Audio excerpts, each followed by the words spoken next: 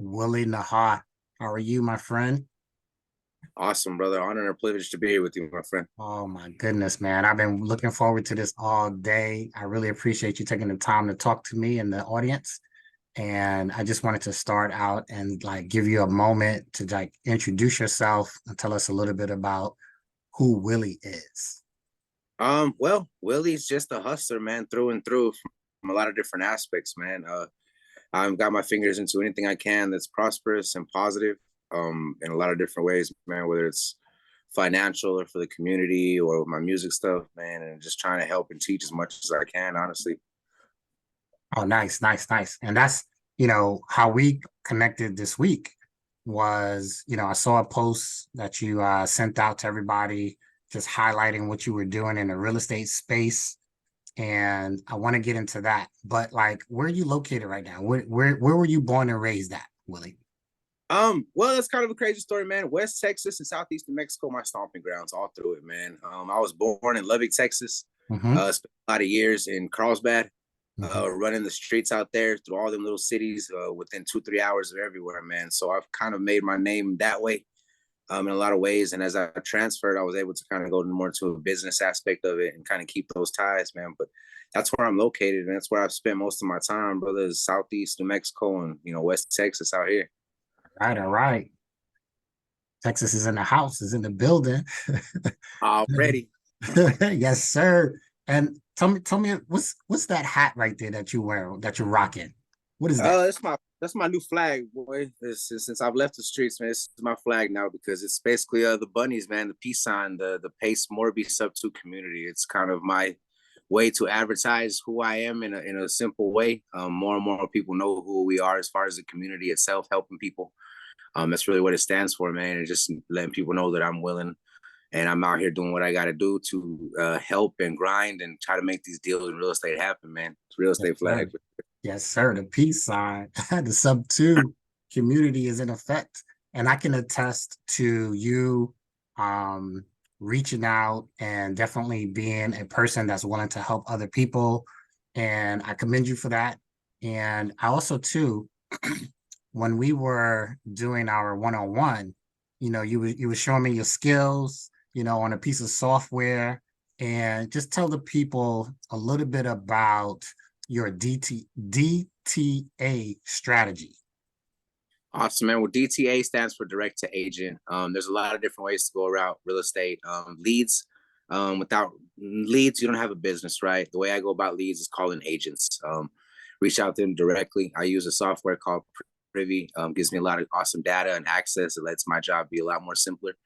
It helps me get to the bunnies, like the hat says, man. Solve the problems, honestly. It lets me kind of just build more relationships with people, and that's kind of really what I'm focused on is that direct to agent, because cold calling is awesome regardless. I mean, direct to agents cold calling in a lot of ways, but the thing with calling a seller directly, 9 times out of 10 when that deal's done, and there's no relationship afterwards. It's a rinse and repeat.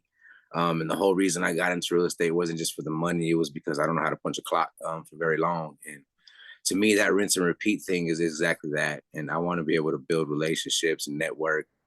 I mean, kind of grow as a whole team, even if it's not directly. So that's kind of what I've chosen, direct to agent, man. It seems to be beneficial for me and the people I'm teaching so far. Okay. Okay. So not only are you doing it, but you also are reaching out to students around the country, offering your services to teach them how to do the DTA in a successful way, correct? Yes, sir, man. Well, there's a lot of ways to go about it, brother. There's a lot of very, I guess, tiers you would say, because I know everybody's in different situations, different time frames, and financially, we're all in different places. So no matter what, you reach out to me, I'm going to help you answer some questions. I mean, kind of point you in the right direction. And it kind of goes as that far to start with, and then we rise from there, man. The more attention you need, the more I can make it happen. Time is money, and that's where those things start to talk, man. But me being able to jump on a phone call with people for 10-15 minutes can really point them in the right direction. And I do that all day, every day with people, man, whether they're sub two students or not. um, it's just a lot easier for me to make connections and be able to reach out to the rest of people in the country, man. I want to be able to do deals everywhere, not just my backyard. So that's how I'm kind of starting to build that process for myself. Right. And what other states are your students currently in around the country right now? Well, I have Jesse in Chicago. Excuse me. I have Tim in Miami. There's Alet in Denver and Colorado Springs. I believe we just you yourself have been focused on the first time I ever done Arizona, right? Ever touched Phoenix and Texas as well.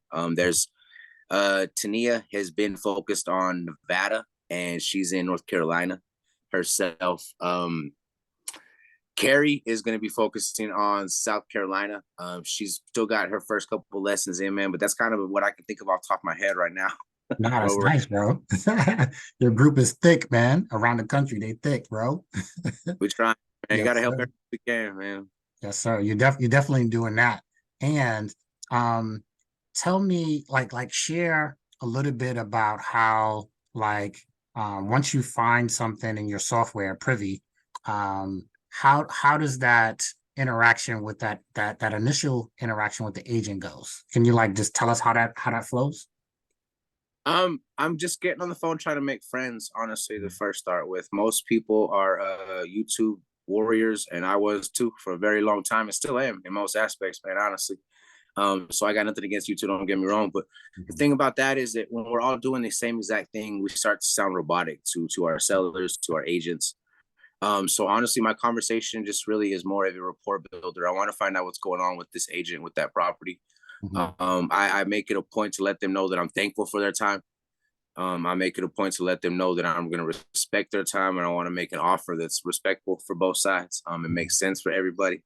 I try to make sure that they know that I am credible, and I'm not just looking to wheel and deal, put them under contract, leave them hanging, or things of that nature.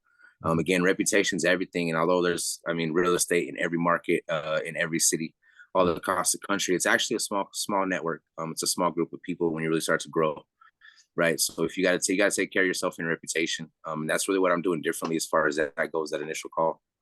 Exactly. Now that's good stuff right there.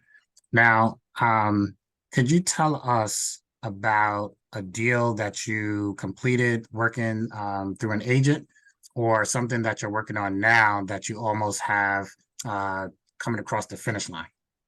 Well, a fun one is a lot of people say you can't find deals off the MLS, right? Right. And I completely disagree because we're doing them and we're finding leads all the time. And sometimes it's just like it's mind perception, right? Because you call a seller directly, and you're gonna follow up 7 times. They say it takes 7 touches to make it, right? So you're gonna be doing them follow-ups, and they're not doing the same thing with the agents because they think it's gonna be easy. For example, like I said, there's a property I reached out to. Property had been on the market for probably about 100 days already when I reached out the first time. I offered her a creative deal because the house was in awesome condition. I wasn't trying to beat her up on price. I understood her situation. She wanted to walk away with some money, and I was willing to help out any way I could. And I made her an offer, and she said, no, thank you very much. She wasn't disrespected by it. She said, I'm just not looking to go that route. About 2 weeks later, the agent herself calls me back and says, hey, look, she's rethought about it. She's actually got another agent kind of forcing a creative offer down her throat because she's writing it up officially, and they have to look at it just legally. And she said, I would rather have her look at your offer. I would rather work with you. I would rather talk to you and try to present your situation instead of just theirs. So again, that rapport is what let me come back to that. That very next day, I had somebody else reach out with the same thing. Hey, I know your offer didn't work at the time.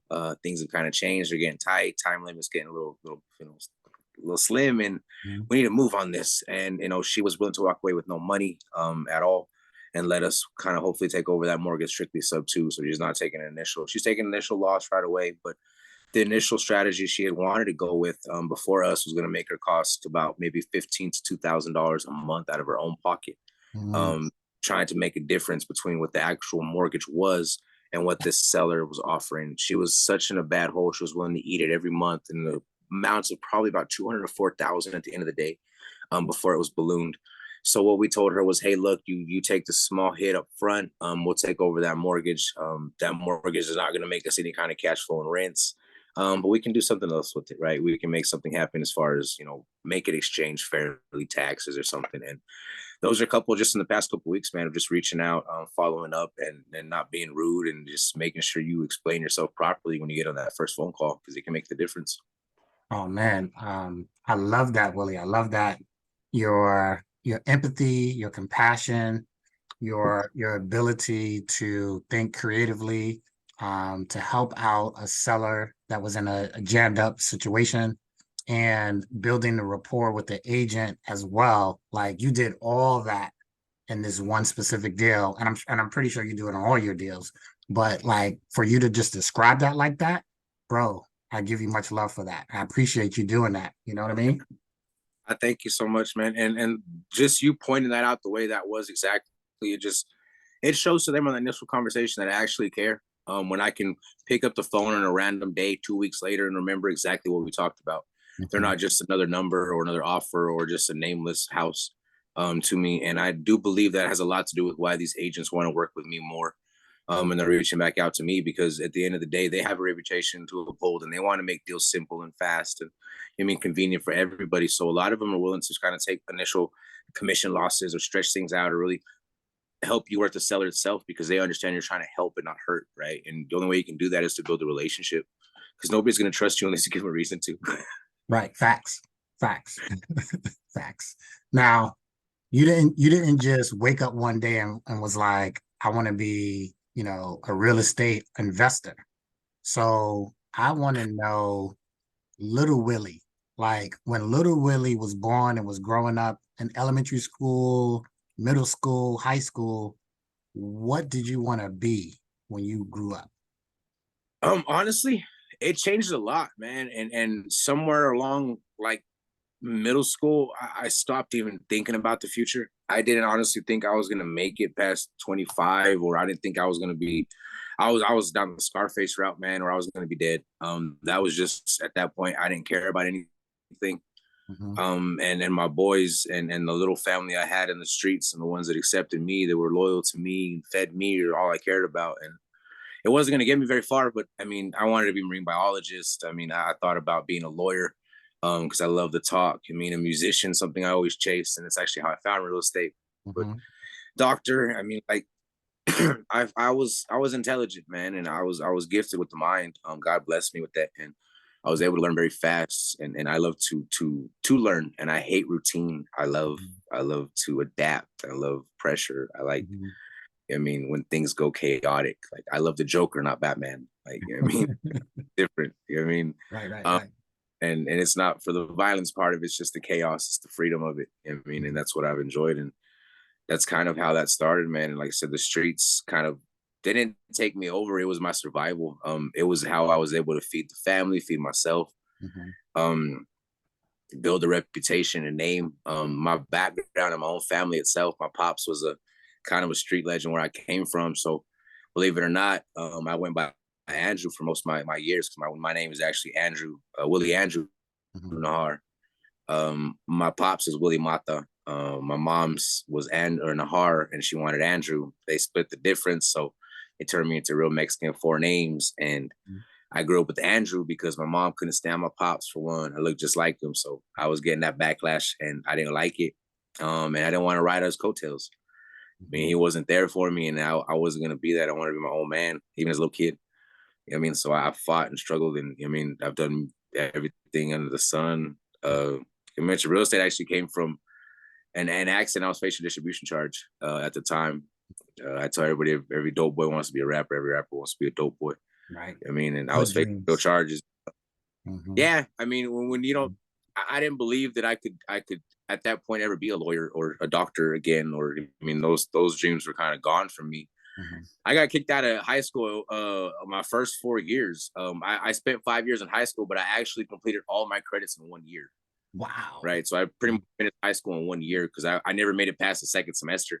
I was kicked out for whatever reason, man, and it just at that time it was all Bush, no kid left behind. So they just wouldn't let me go. And so I was 18. And when I was 18, Mr. Williams, man, I'll never forget him and his olive branch tooth, man, that gold tooth. I went to it was an alternative school, man. Basically where the hoodlums go, dangerous minds kind of thing, right? Yeah. Kids were literally smoking crack and doing pills and smoking weed and blunts and stuff in the restroom between classes, man. And like the teachers were just happy that the kids were showing up. Right. That's how was, you know what I mean? And Mr. Williams told me, he goes, "You're smart, man. Every time I try to teach these kids, you seem bored, and I look at your test scores and all this stuff, but you don't stay your ass out of trouble." Um, he goes, "You got half a semester before we kick you out officially. And I'm giving you an opportunity." So basically what he told me was that I didn't have to pay for none of my night school classes, none of my summer school classes, none of my extra credits, nothing. He was going to take care of it out of his own pocket, because it was going to be a couple grand out of mine to do it. And he goes, I'll make you a bet, man. If you can accomplish it, I'll pay for every one of them myself." Nice. I bet, and I graduated in a single year, man. It took me, technically I was supposed to be 06. I graduated 07, but I only actually finished one school year, one full year. And that's how I managed to pull that off, man. So I've been through a little bit of everything, brother. Salute. I love that. I love that, man. Your hustle, you know, your ability to see somebody that saw something in you and said, "I'm gonna put my money on the line because I believe in you," and then you prove that person right. Like, I love that story, bro. I love that. You know what I'm saying? Thank you, man. Thank you. Sir. He actually, that man, the first day I kicked out of ninth grade, right? High school for where we're at was 9th to 12th grade. I only made it through football in ninth grade because once they started drug testing, my little pot smoking ass was booted out, and I got in trouble. So I got kicked alternative. My very first day, that man caught me with a pipe and an ounce of weed on me. He told me, "Boy, I don't know who you is, what you doing, but you crazy." I coughed it up. He said, "You got one more chance." And me and him had a relationship after that, man. I couldn't stay in school. I kept getting kicked out because of law reasons and other stuff, but he always gave me a chance, man. And if it wasn't for him and a promise I made to my grandmother, I would have never graduated. She's the reason I made the effort, and he's the opportunity that was given to me. So, I mean, God gives you a way. You just might not be the way. It might not be the way you think. God wants to partner with us. You know what I mean? Like, he has a job to do. You have a job to do. You put it together, you partner, and you guys walk the path together. And that's what you did. You know what I'm saying? Now, Yes, sir. Speaking of your grandma, I want you to touch on that. I want you to tell us how important of a role your grandma was to you. My grandma was my mom, man. My grandma was my grandma was Cinderella in all aspects, brother. Long story short, my grandfather was the only man she'd ever been with. She had been with him since she was 15. He was about maybe 7-10 years older than her. And back then it wasn't what it is now. Right. And the other thing was her parents actually died when she was 14 or 10, or I don't remember exactly what age, it was so long, but my grandfather's family basically adopted her. But the oldest sister that took her in treated her like Cinderella. She was, all she ever did was cook and clean, and she was basically a slave to it. And my grandfather fell in love with her. My grandma didn't have to work a day in her life. She never punched a clock, never, cleaned nobody's houses. He was a man's man in that aspect. She didn't learn to drive till she was 65. Man. Wow. This woman. Wow. And she had 6 kids. But on the same side of that token, she never really experienced life at all. All she ever knew was housework and raising kids and stuff, man. And I was pretty much considered the 7th kid. My mom's was the baby, and she wasted a lot of opportunities, right? You hear me talk about my life, and then I can tell you about their life, and they don't match. The reason I live my life is because the choices my mother made. She had everything gifted to her. She had a good family, mother and father, the whole nine. My grandpa was so old school, bro. He actually had 2 families. No lie, 2 families at the same time on the same street, and paid both sets of bills. Wow. Paid both sets of bills. This is how old things were different back then. You know what I mean? Nah, but you usually the other family is across town, but my man had them on the same street. North 10th, South 10th. They were just different sides of the street, man. Right. That's all it was. But that's where she came from, stability and stuff. And she made party choices. She made, drug choices. She made men choices and stuff. And because of her choices, I was forced to lead the life that I was. Right. So my grandma was the only thing that I knew of peace and happiness or love at all, ever. I was scared to go home from as long as I could remember. I Mhm. tried to shoot myself when I was 6, man, or 5 or 6. My Wow. grandpa had a 45. It was a revolver. Mhm. Uh, and I would play with it and stuff, and I would cry. And like, only reason I'm still here is because my little dumbass didn't know how to put the bull on the right side.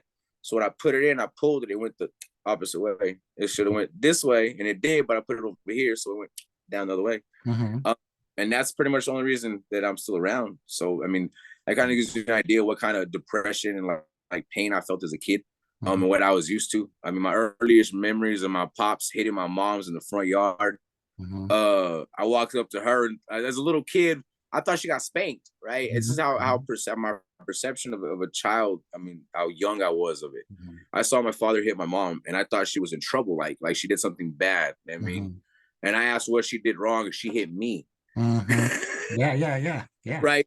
yeah. So that's kind of an idea of what it started, and never really stopped it to that point. So for my first 4 or 5 years, I was spoiled. I mean, grandma gave me everything I ever wanted. I mean, Mhm. cooked whenever I wanted. Mhm. Spoiled kid, and then it went left. Right. I mean, so that's kind of that ended up like that, man. And if it wasn't for her, I wouldn't have ever had peace at all. Mhm.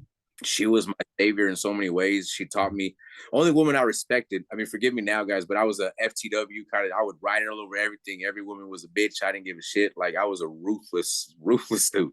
Mhm. Except for her, everybody Mhm. knew it. She was the only one I respect. Only one that earned my respect.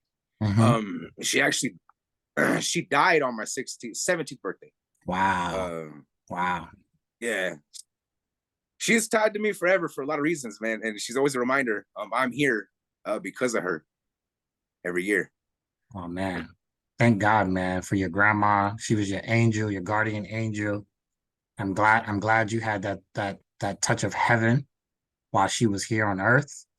And now, and I know the person you are today is a direct reflection of your grandma back in the day. You know what I'm saying? Because I know Yeah, you're not that guy no more. You know what I mean? no, no. And to her, I never was, but she's the reason I never died completely. So Hmm. for her, very, I'm forever grateful. Amen. Amen. And one last thing I want to just ask you, Very um, good. how did you said music got you into real estate. How did music get you into real estate? Because again, God's got a plan, man, and things happen for a reason as long as you just listen. Mhm. Like I said, I was facing charges. At the same time, I know how to work, right? Work's not an issue. I know how to punch a clock. I can weld. I can do plumbing. I can do electrical. Like I can build you a house from scratch, like old school Mexicans. I Nice. mean, great with concrete, but everything else from that point up, you know what I mean? And then in the trenches, I can do, right? That's good. So like I said, I couldn't do it no more as far as punching the clock. I had been welding for 3 years. I was bored with it. At Hmm. that point, I was a fabricator in the oil field. So basically, they would drop me off on locations, point me to something big, and say, make that. And I would go on my tape measure and my camera, and I would draw it, and, you know what I mean, make it. So it was fun. I got bored, man, and I've been slinging dope my whole life, basically. And I had caught that case. I had just lost the job too because of the case and some other stuff. And music had always been a dream of mine. I would learn how to rap. I've been writing poetry because of DMX since I was like in 6th grade, 7th grade. Mm. The first time I heard the prayer on Flesh of My Flesh, Oh Blood of yes. My Blood, Yeah. I started, Yeah. yeah, started writing, man. Mhm. And I didn't intend on it for to start rhyming. I honestly started writing. And it turned into a rap, like a rhyme. Mhm. And showed my mom's like because I was proud of it. And she got mad at me and told me what you trying to say. Is what Mhm. her words exactly. And I got ashamed of it. I put it away. And homeboy Theo Gates, I'll never forget home. I don't know where he's at now to these days, man. But he found it and he asked if he could keep it. Mhm. I was like, yeah, I was like so proud of stuff. So after that, I started writing. And so I would write raps and stuff. I mean, but I don't know how to work a beat, nothing like that, man. And Mhm. I was running the streets at the same time as I got older, man. And honestly, I learned how to rap and freestyle because I was hitting different parties. Mhm. And I was deliveries, so I was running the streets. I would hit parties. There'd be the the little rhyme circles and everything, and Mhm. I would Mhm. jump in. Cipher. I would go from party to party every Mhm. night, every weekend, every day and stuff. You mean just practicing and just jumping in because I was literally living it what they was Mhm. rapping about. So like it was easy to me because I was like making fun of them because I'm very competitive. I hate a fake person. I don't care if you love Pokemon. If you're the Mhm. biggest geek in the world, you can be my best friend. You know what I Mhm. mean? Or if you got killers, that, I mean, call my mama. I mean, love my grandma to death, right? But Mhm. just be yourself. Is Be all I'm saying. real. Like, Be be real. yourself, Mhm. right? So when I see these dudes, I'm like, man, I seen you in school, boy. Like you were scared of dodgeball. Now you out here saying you banging and you doing all this gun stuff and everything. I'm like, man, so I would jump in. And my competitive nature and my ability to rap, I just kind of took over. And I started wanting to make music and stuff. So when I caught that charge, I was like, you know what? Maybe it's a sign. You know, just get away from that. I mean, I don't. You hear everybody else's story. You know, that's what they go from one to the next. I was like, well, maybe this is my transition. Here we go. Right. So I started doing it, man, and I was smarter in the aspect that I wanted publishing rights. I wanted copyrights. I wanted to actually own my music. I wanted synchronization rights for, video games and commercials. And like, I wanted the big money and everything involved. And I was doing my own merchandise. So long story brought down to a final end, man. I'm creating my own shirts with my logo on a screen press. My hands are full of ink. And I'm studying YouTube, just like I said, YouTube University, and Max Maxwell commercial comes on for YouTube. And I always skip commercials just like probably everybody else does. I mean, I don't want to hear you jump over, but I had no choice because I'm sitting here doing this number and it played because I'm in the garage and I was like, what the hell did he just say? And I mean, I didn't think too much of it, but it stayed in my mind a little bit. The next time a commercial came on, I paid more attention to it and it was him again. And I figured out what wholesaling was. And it changed my life at that point. I was like, I can do this? Like, are you serious? This is a joke, a get rich quick scheme. And then the city I was in was about 25,000, 35,000 people, man, max. Not a big population, a lot of old white money. And they didn't even want Walmart to get bigger type stuff, man. They just wanted to own everything. And I managed to do a deal in that little city. And wow, it was proof of concept to me. It took a while. I was driving for dollars, skip tracing the old school way. I went sat at this old lady's house with my contract, not knowing what to say, just being honest with her, and I got her to sign. And it took a little bit longer than that normal 10-day inspection period to find a buyer, but she understood. I was honest with her, so she understood. She gave me the time. We finally found a buyer, and I made my first $2,000. And oh man, I mean, at that point, I was like, "It's a wrap, son. Let's go. Let's go. Let's go. Congrats, bro. Congrats."